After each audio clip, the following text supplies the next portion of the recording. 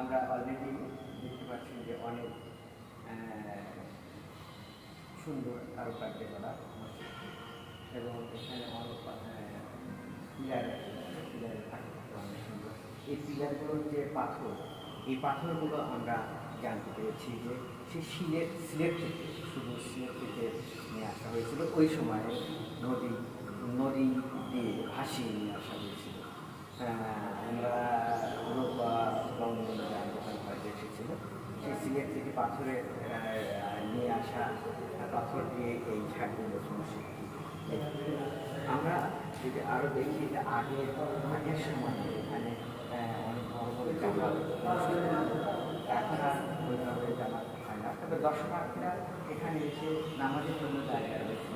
তাদের নামাজ আদায় করে সে সালাদ আদায় করে তারা এখানে তাদের পার্থিব জীবনে চাওয়া পাওয়া এখানে এবং মহিলাদেরও জন্য আমরা দেখতে পাচ্ছি যে মহিলাদের জন্য একটি সুন্দর জায়গা করা আছে।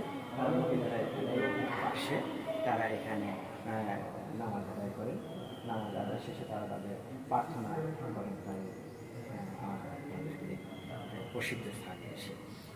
আমরা অনেক সুন্দর একটি জায়গা